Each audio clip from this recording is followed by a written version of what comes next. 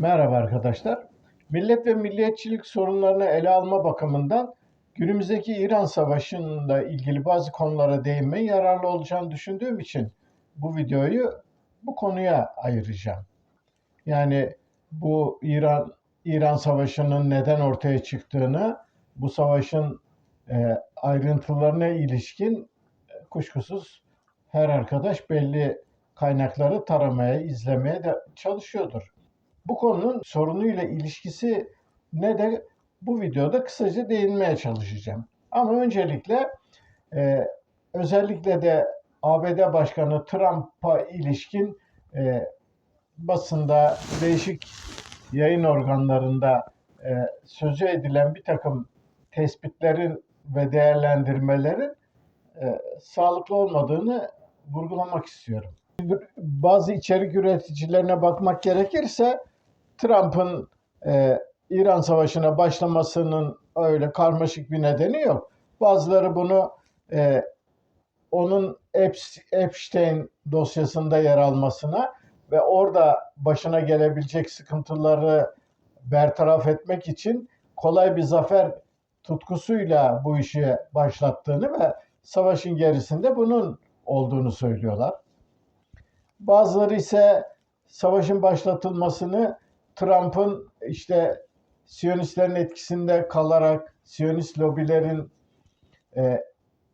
ve Hristiyan Siyonistlerin dürtüklemesiyle zaten dengesiz bir adam olduğu için bu savaşı çıkarttığını ve kolay yoldan başarılar kazanarak kendini işte yüceltmeye çalıştığını, narsist bir kişilik olduğu için de bu savaşı açtığını falan söylüyorlar. Bu tip değerlendirmeler aslında derinlikli ve çok yönlü bir düşünme çabasının sonucu değil. Bunlar daha çok komplo teorilerine yakın yüzeysel açıklamalar. Çünkü Amerika gibi 10 yıllardır dünyanın kaderine hükmeden, yeryüzünün değişik köşelerinde sayısız savaşlara, yıkımlara ve değişikliklere imza atan bir imparatorluğun, yani bunun başında bulunan bir delinin, bir narsistin ya da bir pedofilinin, yani bir suçlunun hırs ve arzuralığıyla böylesine büyük bir savaşa girmesi düşünülemez yani. Kuşkusuz bunun arkasında başka nedenler de var ve bu nedenleri iyi anlamak durumundayız. Kaldı ki zaten Trump'ın deli olup olmadığı konusu, yani bilimsel olarak psikoloji bilimi açısından da bakıldığında son derece su götürür bir iddia. Çünkü bildiğiniz gibi delilik kavramı, deliliğin gelişimi öyle herkesin kolaylıkla açıklayabileceği basit bir tanım ya da bir değerlendirme değil.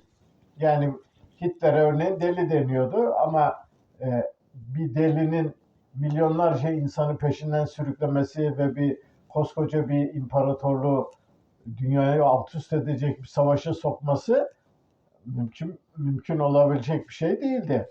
Deli kavramı sonsuz bir çeşitlilikte içerimlere sahip. Örneğin geçmişte diyelim Osmanlı ordusunu düşünelim. Osmanlı ordusunda deliler diye bir öncü birlik vardı. Aslında onlar deli değil, deliler değildi. Deliller olarak adlandırılıyordu ama halkın dilinde onlara deli denmişti. Neden deli denmişti? Çünkü bunlar ordunun önünde giden öncü bir birlikti ve düşmana ilk şoku yaşatan, onu e, kıyafetleriyle, hareketleriyle, gözü karalıklarıyla ve pervasızlıklarıyla düşmanları şoka uğrattıkları için onlara deli deniyordu. Bunlar böyle iri yarı, güçlü, kuvvetli 20-25 yaşında gençlerden oluşan bir birlikti. Hayatlarını içe sayıyorlardı. Çok pervasızlardı, güçlülerdi, çok eğitimlilerdi. Yani örneğin çıplak mermere şamar atarak eğitim yaptıkları için öylesine güçlülerdi ki yani karşılaştıkları düşmanları üstüne gittiklerinde onları bir tokatla yere serip bertaraf edebiliyorlardı. Yani günlük dilde kullanılan Osmanlı tokadı esprisinin temelinde de bu deliler vardı. Yani onların eğitim biçimleri ve geliştirmiş oldukları bu vuruş tekniği. Yani şunu demek istiyorum. Deli kavramı psikolojik olarak ve bilimsel olarak altı doldurulabilecek net bir kavram değil. Amerika gibi süper bir gücün, çok gelişmiş olanakları olan, dünyanın kaderini hükmeden bir gücün, yani bir başkan da olsa bir deliye ya da dengesiz birisinin kaprisleriyle bir takım şeyler yapmayacağını anlamak gerekiyor. Peki Trump'ın kaprisleri ya da tutarsızlıkları değil de bu savaşın esas nedeni ne? Yani bunu anlamak için Amerikan sistemine, Amerika'nın dünya siyaset ve ekonomi dünyasındaki yerine bakmak yeterli olacaktır. Şimdi Amerika İkinci Dünya Savaşı'ndan sonra bildiğiniz gibi bir süper güç olarak ortaya çıktı ve geçmişte Sovyetler Birliği ile mücadele ederek iki kutuplu bir dünyanın oluşmasının baş aktörlerinden birisi. İkinci Dünya Savaşı'nın ardından özellikle Japonya'ya atılan atom bombaları ile birlikte Amerika'nın süper güç olarak kendini tescillediği ve buna bağlı olarak ünlü Marshall yardımları esprisi sayesinde Batı Avrupa'daki diğer emperyalist ülkeleri de kendi etrafına toplayarak dünyada önemli bir güç odağı haline geldiğini biliyoruz. Daha sonra Sovyet sisteminin çökmesiyle birlikte bir dönem dünyada tek süper güç olarak Amerika kaldı. Fakat son 10 yıl boyuncaki bir takım gelişmeler Çin'in giderek yükselmesiyle birlikte Amerika'nın tartışılmaz üstünlüğünün sona erdiği ve yeni bir dönemin yaklaşmakta olduğu söyleniyordu. Şimdi bu İran Savaşı'nın başlatılma nedenine iyi anlayabilmemiz için Amerikan sistemini ve Amerika'nın dünyada nasıl bir büyük güç olduğunu ve bu gücü nasıl sürdürebildiğini iyi kavramamız gerekiyor. Şimdi Amerika'nın zenginliğinin ve gücünün temeli aslında petrodolar hikayesine dayanıyor. Yani petrodolar hikayesi ne demek?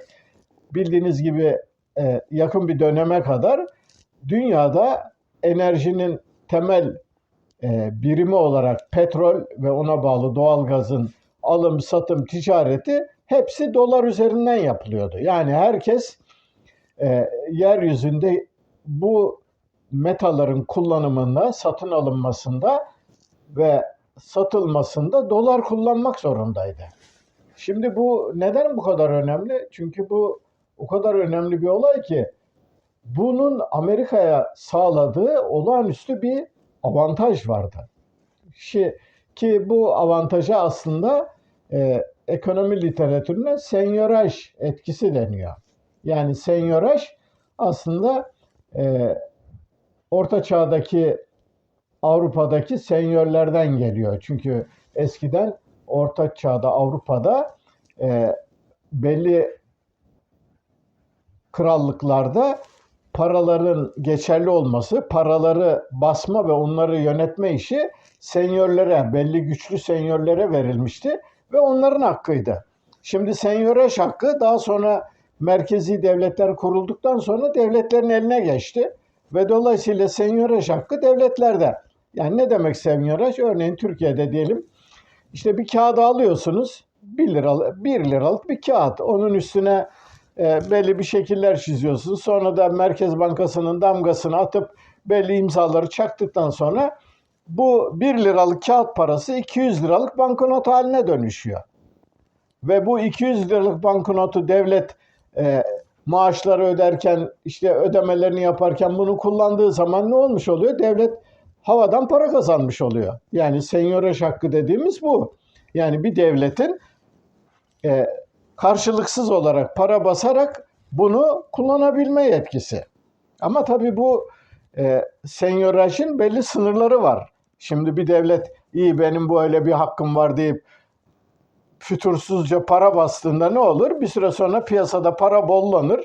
O ülkenin parası pul olur. Dolayısıyla da enflasyon artar.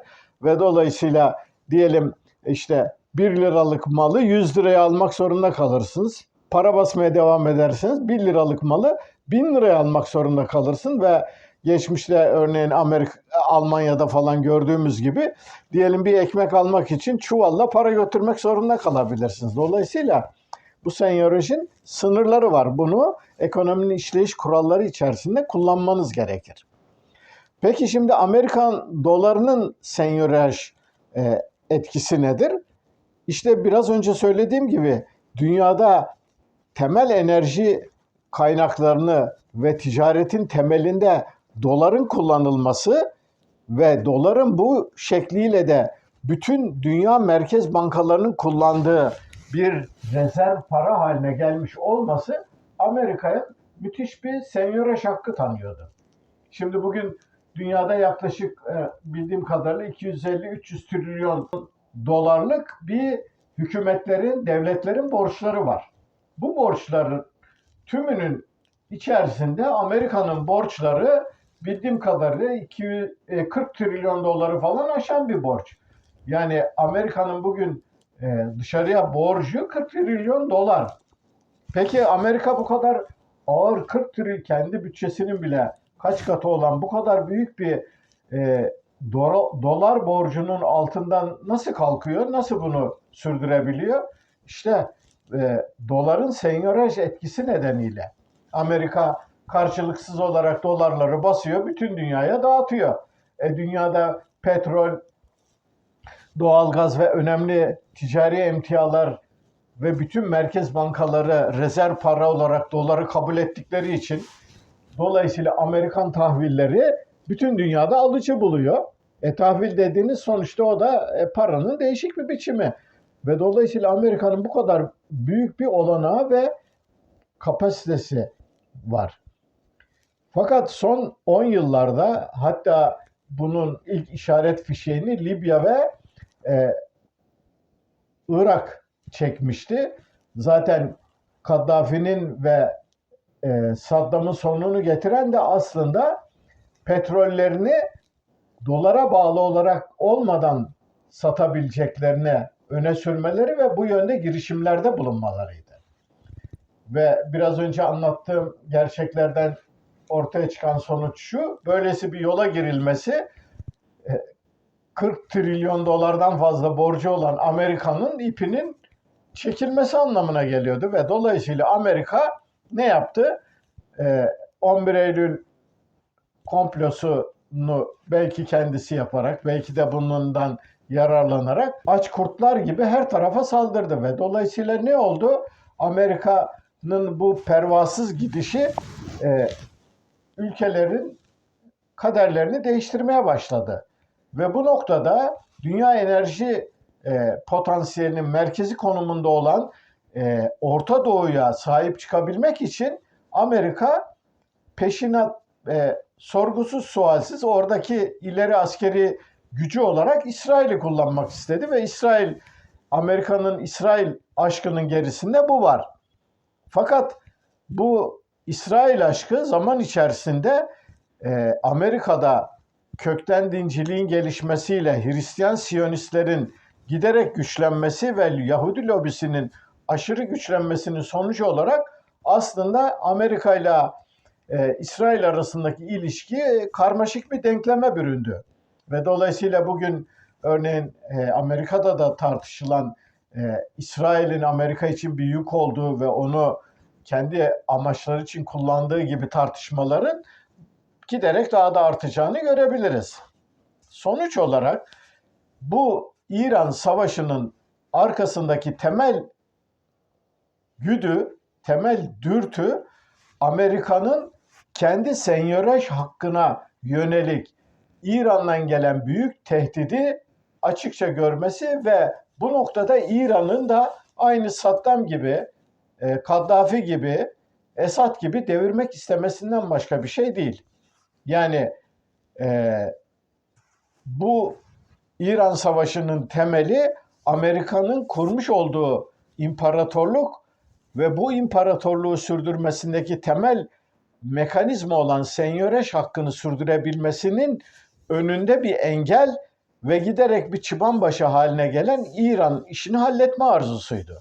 Yani Trump yönetimi Venezuela'da yaptığı başarılı müdahalenin ardından aynısını kolay bir biçimde İran'da da yapabileceğini düşünerek bu savaşı pervasız bir şekilde başlattı. Yani savaşın bu biçimde sürdürülmesi ve Trump'ın dengesizlikleriyle birlikte savaşın daha da gelişmesi ve giderek farklı boyutlara gelmesi kuşkusuz farklı dinamiklerle ilgili bir şey. Yani burada örneğin Trump'ın ve Amerika'nın yaptığı hesap hatasının Venezuela gibi nispeten fazla köklü olmayan bir milli devletle İran gibi geçmişi 2-3 bin yıla dayanan ve çok köklü gelenekleri olan farklı bir kültüre ve farklı dinamiklere sahip bir ülkeyi aynı kefeye koyması Amerika'nın en büyük hatalarından birisiydi. Fakat şimdi burada bizim yanıtını aramamız gereken şu. Yani bütün bu savaşı, Orta Doğu'yu cehenneme çeviren bu savaşın nedeni Trump'ın deliliği, narsist kişiliği ya da onun bir takım hayalleri ya da arzuları çıkın falan değildi. Tam tersine Amerikan derin devleti, Amerikan sistemi, nizam, yani Amerika'daki müesses nizam aslında İran'ın işinin bitirilmesini gerektiriyordu. Çünkü İran ve onun arkasından Hindistan, zaten Çin, Hindistan, Rusya, bunlar Amerika'nın senyoreş hakkına bayrak açmış ülkeler.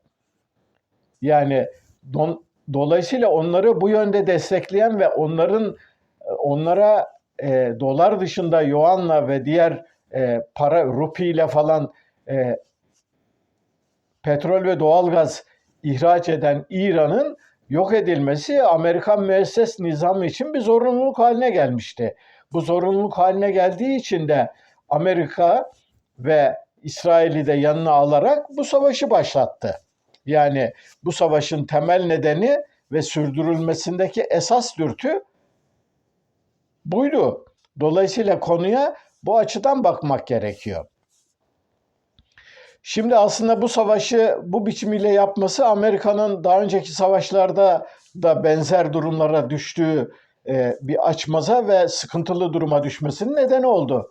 Çünkü Amerikalılar geçmişteki bütün büyük imparatorlukların başına gelen durumla karşı karşıyalar. Yani bir imparatorluk kuşkusuz belli bir dönemde yükselir, dünyaya hakim olur, belli bir noktaya gelişir fakat ondan sonra çöküş başlar. Çünkü bu uluslararası sistemde güç ilişkilerinin gelişmesinin doğal sonuçlarından birisidir. Yani örneğin Büyük İngiliz İmparatorluğu'nun çökmesi de 1940'lı yıllarda Süveyş Kanalı'nın kapatılmasıyla ilgili Mısır Devlet Başkanı Nasır'ın yaptığı bir harekete karşılık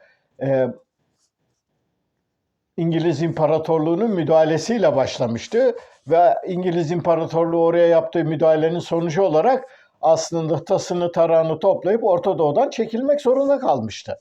Hemen hemen aynı senaryo bugün Amerika için de geçerli olacak.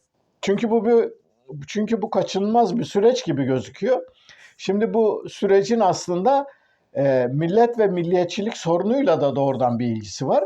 Çünkü şöyle bir şey, millet ve milliyetçilik konularını ileride dünya konjonktüründeki millet ve milliyetçiliklerin durumlarını ele alırken tartışacağımız bir konuydu aslında bu.